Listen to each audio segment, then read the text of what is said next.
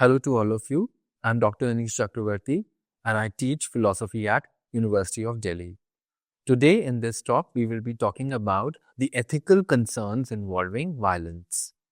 Now, before we get into the ethical concerns regarding violence, let's understand what is philosophy and what is ethics. Philosophy is the study of fundamental questions about existence, knowledge, values, reason, mind, and language. It seeks to understand critically the nature of reality, the purpose of life, and the principles governing human thought and action. Ethics, on the other hand, is a branch of philosophy that deals with questions about what is morally right or wrong, good or bad, and just or unjust. It provides framework for evaluating human behavior, art codes of conduct, guiding individuals and societies in making decisions that promote fairness, well-being, and respect for others. Now, it's important to understand the ethical concerns revolving understanding of violence. Now, very important ethical concern about the ought and the ought not of violence is the moral evaluation.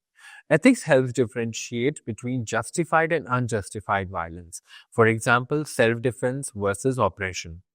It provides criteria to assess the legitimacy of actions in various contexts. The another important ethical concern could be of human dignity. Ethical reflection emphasizes on the intrinsic value of human life, highlighting the harm violence causes to individuals and communities. This perspective promotes empathy and respect for human rights. Another ethical important aspect could be the root causes involving understanding violence. Understanding the ethical dimensions of violence reveals underlying social injustices, inequalities, or systematic issues that lead to violent behavior. Addressing these root causes can help prevent future violence. The other concern regarding understanding violence could be responsibility and accountability. Ethics clarifies who is responsible for violent acts and how justice should be pursued. It leads to accountability and encourages restorative justice practices over purely punitive responses. Other important aspect of understanding violence is cultural and contextual sensitivity. Ethical frameworks consider cultural differences in defining violence and appropriate responses. This sensitivity prevents the imposition of biased or culturally insensitive judgments. The important another aspect in concerns regarding understanding violence is promoting peace. Ethical discourse often explores non-violent solutions and peace-building strategies, advocating for dialogue and conflict resolution over force. Before we get into the ethical concerns of violence, let's understand the difference between the philosophical concerns and the ethical concerns. Although ethical concerns are a part of broader philosophical concerns, there's a key difference. When we talk of the philosophical perspective of violence, we are concerned more about the broader or the more abstract, focusing on existential, political, and conceptual meaning and nature of violence and issues about life, death, and freedom. So we are more concerned for the status of violence. In the ethical perspective is a more concrete aspect focusing on the moral permissibility of violence and the obligations of individuals and society and civilization to intervene or respect autonomy. So in other words, philosophical discussions of violence explore its place in human life and thought, while ethical discussions focus on whether it is morally justifiable and how to deal with it in real life situations. We are in this lecture will be primarily focusing on the ethical concern. Now we can move on to the ethical concerns regarding violence, normative theories, and see how violence is evaluated by them. So violence, a deeply complex moral issue, is approached differently by various normative ethical theories. Let us see an overview of how virtue ethics, deontological ethics, utilitarianism, and care ethics address the permissibility of suicide. Virtue ethics, which focuses on character and moral virtues, views violence as this. Virtue ethics evaluates violence based on the character and intentions of the person committing the act. It considers whether the action aligns with virtues such as courage, justice, and temperance. Generally, violence is seen as contrary to virtuous living because it can lead to vices like cruelty, anger, or hatred. Aristotle emphasized that virtuous actions contribute to eudaimonia, which is human flourishing and well-being and the happiness. And violence often disrupts this goal by harming others and degrading the moral character of the agent. So, regarding the permissibility of violence and uh, virtue ethics, violence may be morally permissible if it upholds virtues such as justice or protects the vulnerable. For example, using force to defend oneself or others can be considered courageous and just if it is done with the right intentions and in a proportionate manner. Practical wisdom, which is phronesis, is crucial in determining whether violence is justified in a given situation. However, violence driven by malice, excessive force, or lack of self control is seen as morally wrong, as it reflects a failure to embody virtuous character traits. Now we move on to the next important normative theory, which is the deontological ethics. We will study or understand this from the Immanuel Kant's perspective. The focus of deontological ethics is duties, rules, and principles. Actions are judged based on their adherence to moral laws, not consequences. Let's see their views on the violence. In Kantian ethics, violence is condemned because it violates the fundamental moral duty to respect the inherent dignity and autonomy of every individual. According to Kant's categorical imperative, each person must be treated as an end in themselves, never merely as a means to an end. Violence typically objectifies and instrumentalizes others, undermining their rational agency. Permissibility. Let's see the permissibility of violence. Now, violence is permissible only if it fulfills a moral duty or adheres to a universal principle, such as protecting the innocent or upholding justice. For example, using minimal necessary force in self-defense may be justified if it reflects the human dignity of all involved and upholds a universalizable principle. However, violence motivated by even little bit of self-interest, revenge, or that targets innocent parties is inherently immoral. Regardless of its outcomes, the emphasis remains on intention and moral law rather than consequences. Now, moving on to the next important normative theory regarding the ethical concern is utilitarianism. Utilitarianism focuses on the consequences and the principle of maximizing overall happiness or minimizing suffering. Let's see their views on violence. Utilitarianism evaluates violence based on its outcomes. If violence results in greater overall happiness or prevents greater harm, it may be justified. Conversely, if it causes more suffering than it prevents, it is deemed morally wrong. The focus is on the balance of pleasure and pain for all affected parties. Let's look at the permissibility of violence then. Violence is morally permissible if it produces the greatest good for the greatest number. For example, using force to stop a violent criminal might be justified if it protects many innocent lives. However, indiscriminate or excessive violence is condemned because it typically leads to unnecessary suffering. Each situation is evaluated individually with the goal of minimizing harm and promoting collective well-being. The next important normative theory is that of care ethics, which focuses on relationships, empathy, and the importance of caring for others in context-specific ways. Their view of violence goes like this. Care ethics views violence as a breakdown in relationships and a failure to respond with empathy and compassion.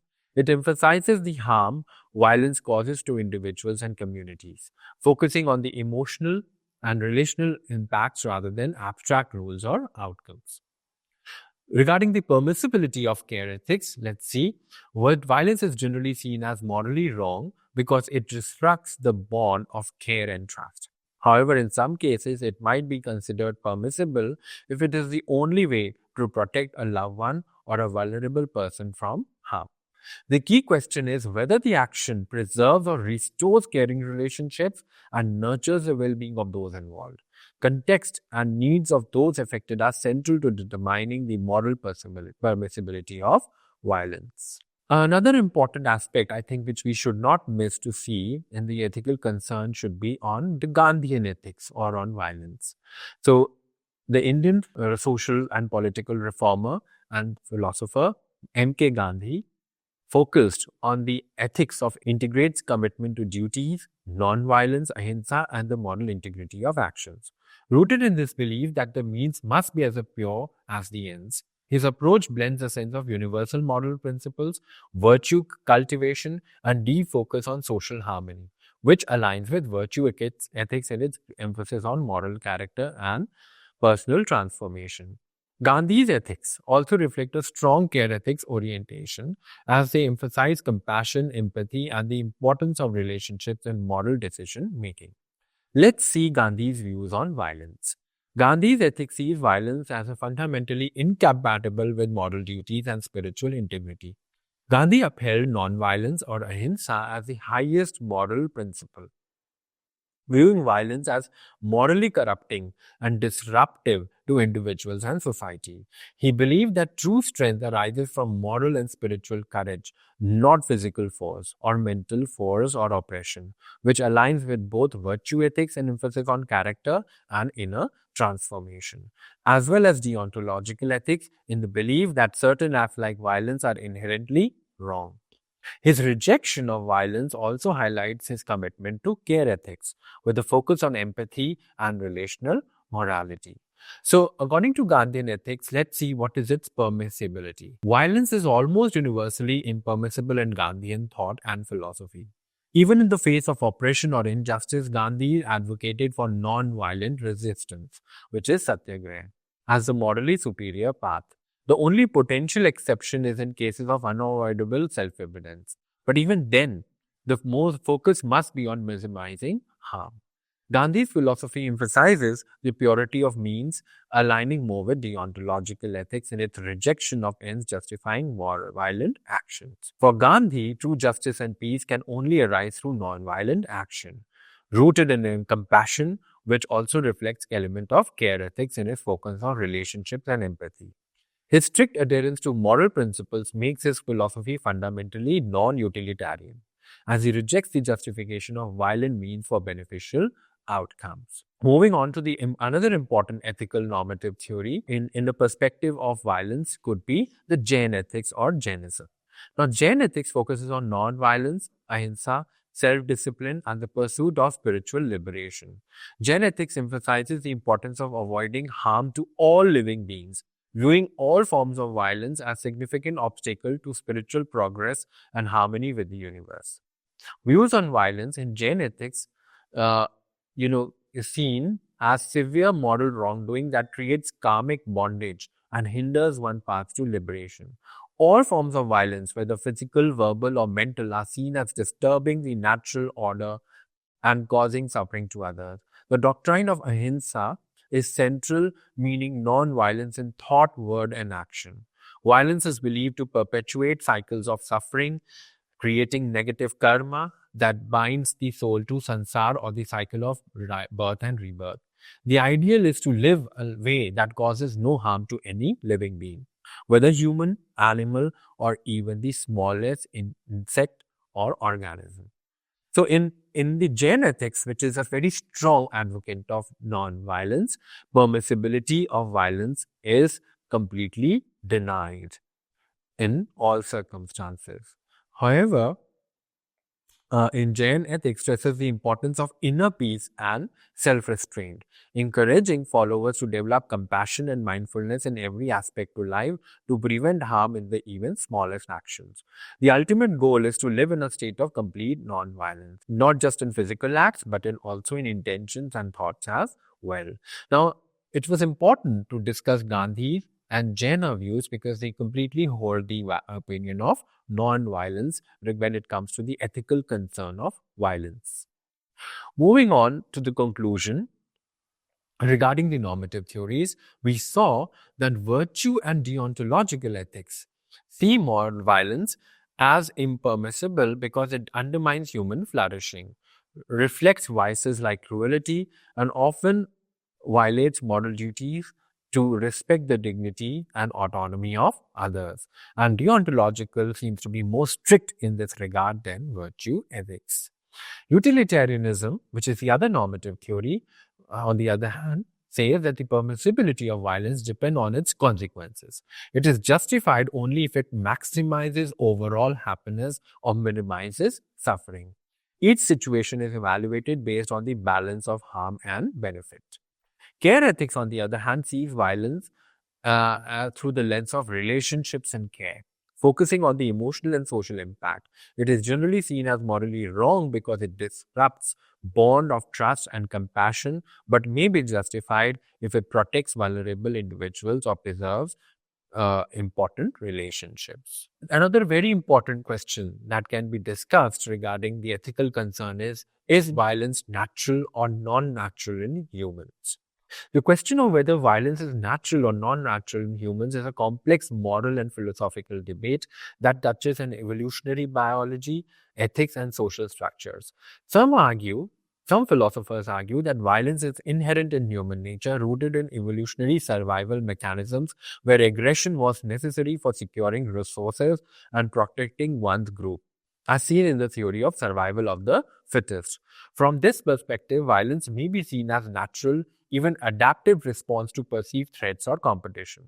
Other philosophers, however, contend that violence is not a natural part of human existence, but rather learned behavior, a product of social, cultural, and environmental factors. Now, certain philosophers believe that humans in their natural state were peaceful, and it is only with the rise of social inequalities and civilization that violence became widespread. According to this view, violence is a moral failing that can be unlearned, and humans, as rational beings, have capacity to choose non-violent solutions. Modern ethical frameworks such as Kantian ethics or care ethics argue that violence is morally wrong unless justified by certain objective exceptions, like absolute self-defense, emphasizing human responsibility to cultivate peace. Some adopt a middle ground, suggesting that while violence may require naturally in extreme circumstances or under stress, it is not inevitable and can be controlled through social structures like law, education, and social reform.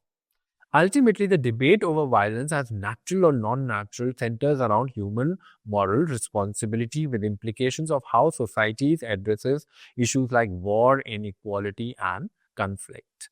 If violence is natural, it may be seen as justifiable in certain situations, but if it is not, it becomes a behavior to be minimized and eradicated through moral education and institutional change. Now, let's see some important arguments in favor of violence, which promote the permissibility of violence. So, other than the utilitarian arguments in favor of violence, which we have already seen, let's see some others. The idea of self-defense, which we did talk about in the lecture. Now, the idea of self-defense is that it can be justified in cases of your own self-defense or others, where there is an immediate threat to life, freedom, or safety. It is argued that the right to protect oneself from harm is a fundamental human right. So the justification is, in situations like imminent danger, violence may be seen as necessary to protect one's life and prevent further harm. Another important argument in favor of violence is from just war theory. In certain contexts, especially in the fate of aggression and oppression, war and violence may be justified as a means to restore justice. The just war theory posits that wars can be morally acceptable if they fought for just causes, for example, defending the oppressed, and conducting according to ethical principles. So the moral justification in just war theory is that violence is seen as a tool for restoring peace, for overthrowing unjust regimes. The another important argument in favor could be from revolution and political resistance. The principle here is this: violence may be deemed necessary in the context of political resistance, particularly when authoritarian regimes or oppressive systems exist. Historically, revolutions have sometimes been the only means of achieving social, political, and economic justice. The moral justification for it, therefore, is if non-violent means are unsuccessful and unavailable, then violence may be seen as a legitimate option to resist tyranny and oppression. The other argument in favor is from retributive justice theory. Its principle is that the concept of retributive justice holds that wrongdoers deserve to be punished, and that punishment can sometimes involve violence. In this view, Violence or violent punishment is seen as moral way to restore justice when individuals have committed serious wrongs.